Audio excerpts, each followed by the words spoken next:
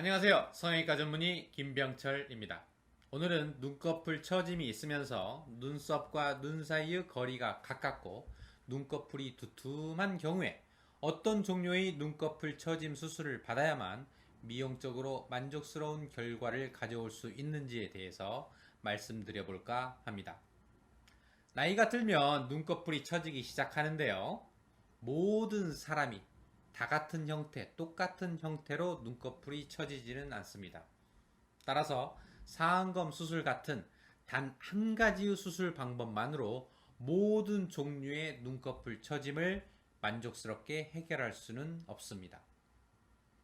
본인의 눈꺼풀 처짐 상태를 정확하게 진단한 후에 그 상황에 맞는 적합한 눈꺼풀 처짐 수술을 선택하여야 만족스러운 수술 결과를 얻을 수 있습니다.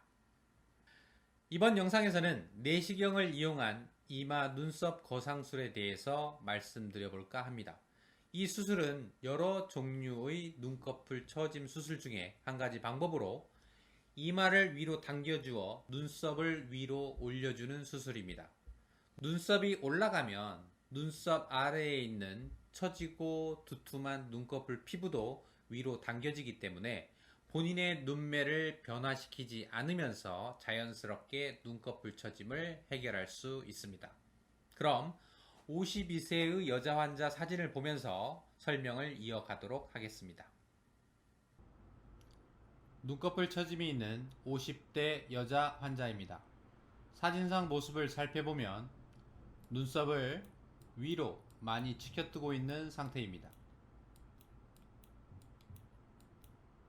그래서 이마에 가로주름이 자리 잡고 있고 결과적으로 눈썹과 눈 사이의 거리가 멀어 보입니다.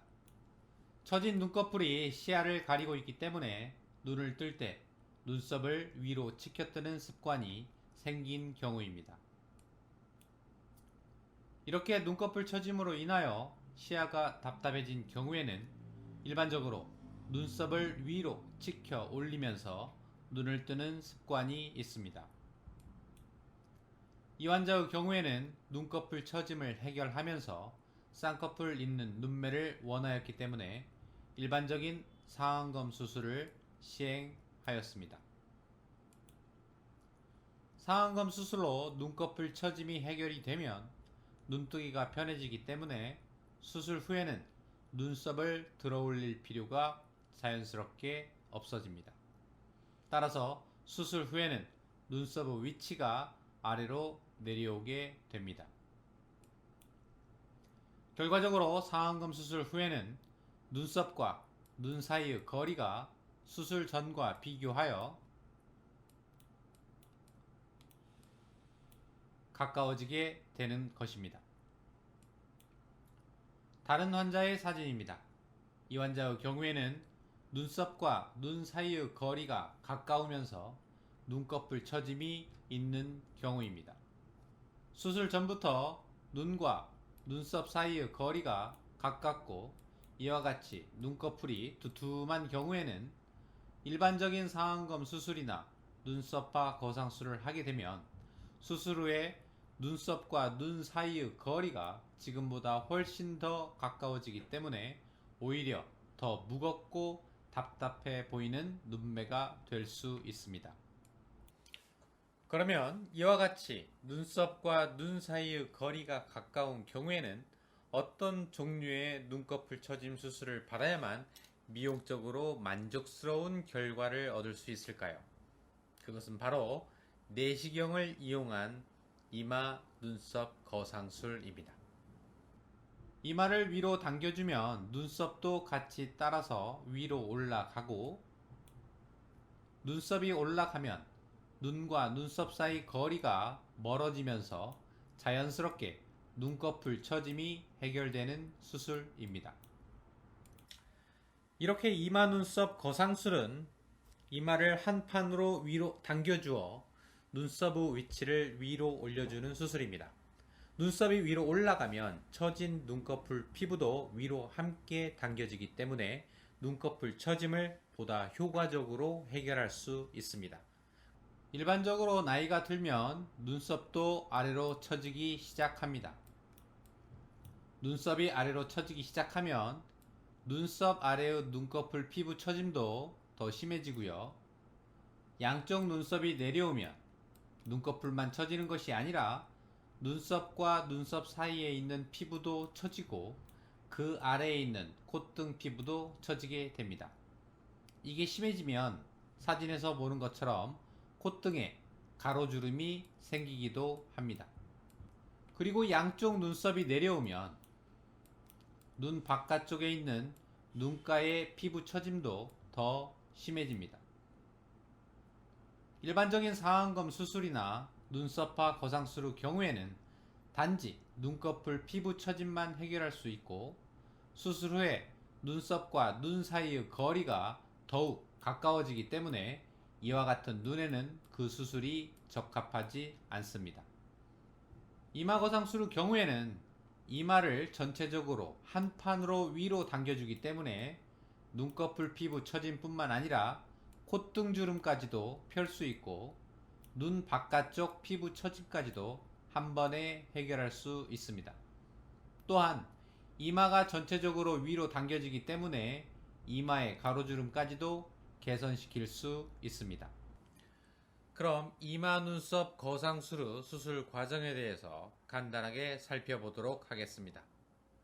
우선 머리는 깎지 않고 헤어라인 뒤쪽에서 두피에 5군데 정도의 절개를 가합니다.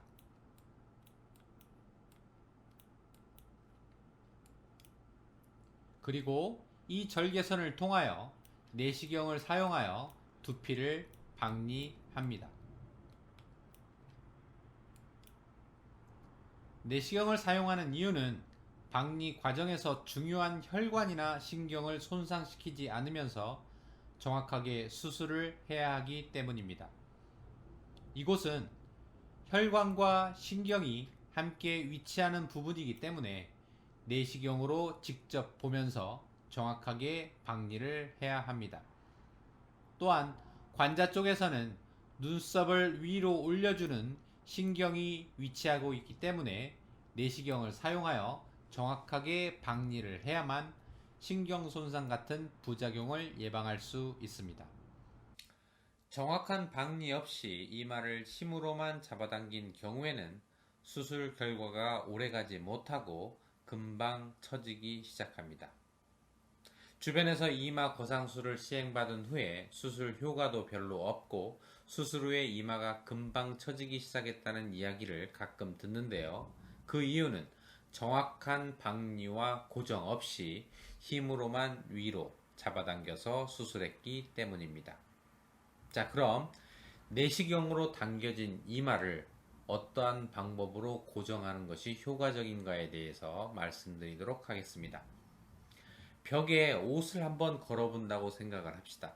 그러면 벽에 못이 박혀 있거나 옷걸이가 있는 경우에는 옷을 걸기가 쉽습니다. 이처럼 내시경으로 잡아당긴 이마 역시 고정 방법이 필요합니다. 이러한 고정 방법은 병원마다 의사마다 각자 선호하는 방법들이 각각 다르기도 합니다. 이마 쪽 두개골에 핀을 박기도 하고 두개골에 터널을 뚫어서 당겨진 이마를 실로 고정하기도 합니다. 저는 내시경 이마 거상술에 맞춤 제작된 엔도타인이라는 제품을 주로 사용합니다. 엔도타인은 내시경을 이용하여 박리하고 위로 당겨진 이마를 고정시켜주는 전문 제품으로 미국 회사에서 만들어서 2003년도에 미국 FDA에서 정식으로 허가된 제품입니다. 전 세계적으로 널리 쓰이는 제품으로 안정성은 이미 입증이 되었습니다. 이 수술에 엔도타인을 사용하면 좀 더 빠르고 정확하게 이마를 고정시킬 수 있습니다. 물론 병원 입장에서는 수술에 들어가는 추가 비용이 증가한다는 단점이 있습니다. 삽입된 엔도타인은 처음에는 고정 부위에서 만져질 수도 있지만 시간이 흐르면서 점차 자연스럽게 분해되기 시작합니다. 평균적으로 1년에서 2년 정도가 지나면 삽입된 엔도타인은 두피 내에서 자연스럽게 녹아서 없어집니다. 간혹 엔도타인을 사용하면 수술 부위에 탈모가 일어난다고 이야기하시는 선생님들이 계십니다. 저는 개인적으로 그 의견에 동의하지는 않습니다. 수술 부위의 탈모는 절개 과정이나 절개 후 봉합하는 과정에서 문제가 발생하여 발생하는 것이지 엔도타인을 사용한다고 탈모가 발생한다고 생각하지는 않습니다. 성형코리아라고 하는 성형외과 전문의들만을 위한 인터넷 커뮤니티가 있습니다. 성형외과 전문의들끼리 수술에 대해서 궁금한 점을 물어보고 수술 노하우를 공유하는 곳인데요. 이곳에 문의된 글을 캡처한 것을 보여드리도록 하겠습니다. 제목이 내시경 이마 거상술 후 탈모성 반응에 대한 질문입니다. 보면 답변에 엔도타인을 사용하면 잘 안 생기는 것 같습니다. 이전에는 드릴 홀에 나일론으로 고정했더니 탈모가 잘 생겼는데 엔도타인을 쓴 뒤로는 없었습니다. 말씀하신 대로 엔도타인 쓸 때는 탈모 설명 안 합니다. 왜냐하면 거의 없거든요. 그럼 제가 수술한 환자의 수술 후 봉합 후 사진과 경과 사진입니다. 왼쪽 사진은 헤어라인 뒤쪽에서 스킨 스테플러를 이용하여 피부를 봉합한 사진이고 오른쪽은 6개월이 지난 모습입니다. 아주 희미하게 자국이 보이긴 하지만 언뜻 봐서는 그 자국을 찾기 힘듭니다. 엔도타인을 사용한 케이스인데 수술 부위의 탈모 소견은 보이고 있지 않습니다. 이마를 고정하는 또 다른 방법은 엔도타인을 사용하지 않고 두개골에 2개의 구멍을 뚫어서 두개골에 터널을 만든 다음에 실로 고정하는 방법입니다. 이 방법은 병원 입장에서 수술 비용을 절약할 수 있는 이점이 있지만 고정을 오랫동안 잘 유지하기 위해서는 수술하는 의사의 섬세함이 좀 더 필요하며 두개골에 구멍을 내는 과정에서 부작용이 발생하지 않도록 좀 더 많은 주의가 요구됩니다. 물론 수술하는 의사가 두개골에 구멍을 내는 과정을 충분히 마스터하였다면 수술 결과면에서는 큰 차이가 없어 보입니다. 이렇게 이마 거상술에 대해서 간략하게 설명을 해드렸는데요. 지금부터는 실제로 이 수술을 시행받은 환자 케이스를 가지고 설명해 드리도록 하겠습니다. 52세의 여자 환자입니다. 앞서 이야기한 대로 눈과 눈썹 사이 거리가 가까우면서 눈꺼풀이 처져 있는 경우입니다. 눈꺼풀 처짐으로 인하여 쌍꺼풀 라인이 덮여 있으며 전반적으로 눈꺼풀이 두툼하게 느껴지는 눈매입니다. 눈썹 이마 거상술에 적합한 눈매라 생각이 되어 이 수술을 시행하였습니다. 수술 후 3일차 사진입니다. 일반적으로 수술 후 부기와 멍은 중력 방향으로 아래로 생기게 되는데 이마 거상술 후 경우 부기와 멍이 눈 주위에 잘 생기는 편입니다. 따라서 수술 후 냉찜질은 쌍꺼풀 수술을 했다고 생각하시고 눈 주위에 냉찜질을 해주시면 더욱 효과적입니다. 수술 후 8일째 모습입니다. 절개 부위 실밥을 제거한 흔적을 사진 위쪽에서 보실 수 있습니다. 이 수술 후 최대 장점은 얼굴에 수술 자국이 없다는 것입니다. 유일한 절개선은 두피 내에 존재하고 있기 때문에 수술 후 3, 4일 후부터 화장이 가능하다는 점입니다. 같은 수술을 받은 40세 여자 환자입니다. 수술 후 6일째 모습인데 이분도 곱게 화장을 하고 병원에서 치료를 받았습니다. 이 수술 후 또 다른 장점은 최종적인 회복이 무척 빠르다는 것입니다. 처음에는 이마에 붕대도 감고 눈 주위에 테이프도 붙이고 있어서 매우 큰 수술을 받은 것처럼 느껴지는데요. 3, 4일 정도만 지나면 머리도 감을 수 있고 화장도 가능합니다. 이 수술을 받고 8일이 지난 환자들 사진입니다. 일반적으로 이마를 당겨주는 수술이라 회복기간도 오래 걸리고 위험한 수술이라고 생각하시는 분들이 많은데요. 최종적인 회복 속도는 사진에서 보는 것처럼 여러분들이 생각하는 것보다 무척 빠른 점이 이 수술 후 또 다른 장점입니다. 그럼 앞서 보여드렸던 환자의 전후 사진을 비교해 보겠습니다. 수술 후 3주가 지난 모습입니다. 눈과 눈썹 사이의 거리가 멀어지면서 눈꺼풀의 두툼함이 자연스럽게 해결이 되었고, 눈꺼풀 처짐으로 덮여 있었던 쌍꺼풀 라인이 드러나면서 보다 밝고 또렷한 인상으로 바뀌었습니다. 다른 환자의 사진입니다. 수술 후 한 달 반 경과 사진입니다. 눈썹이 올라가면서 두툼한 눈꺼풀을 자연스럽게 그 두툼함이 해결이 되었고, 콧등의 주름도 개선되었습니다. 눈 바깥쪽 피부 처짐은 조금 부족하게 교정된 듯한데 전체적으로 두툼한 눈매가 한결 가벼워진 모습입니다.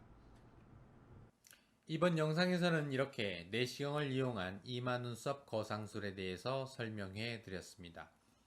이 수술이 가지고 있는 가장 큰 장점은 본인이 원래 가지고 있던 눈매를 최대한 유지하면서 단지 눈꺼풀 처짐만 해결할 수 있다는 점입니다. 또 다른 장점은 얼굴에 수술 상처가 남지 않기 때문에 일상생활로 빠르게 복귀하실 수 있다는 점입니다. 물론 케이스별로 눈 주위에 멍이 생긴 경우에는 회복 과정이 조금 더 늦춰질 수도 있습니다. 내시경을 이용한 이마 눈썹 거상술은 일반적인 상안검 수술이나 눈썹화 거상술에 비해서 수술 난이도가 조금 높은 편입니다. 혈관이나 신경 손상 같은 부작용을 예방하기 위해서는 내시경으로 꼼꼼하게 수술해야 하고, 수술 결과를 오래 유지하기 위해서는 눈썹이나 이마를 붙잡고 있는 인대 조직을 보다 철저하게 박리해 주어야 합니다. 이마를 단순히 위로 당긴다고, 힘으로 당긴다고 수술 결과가 오래 유지되는 것은 아닙니다. 아무쪼록 풍부한 임상 경험과 케이스, 그리고 해부학적 지식, 그에 걸맞는 수술 노하우까지 갖춘 성형외과 전문의 선생님들과 충분한 상담을 거친 후에 적합한 수술 방법을 선택하셔서 좋은 결과를 가지시길 바라겠습니다. 이상으로 성형외과 전문의 김병철이었습니다. 감사합니다.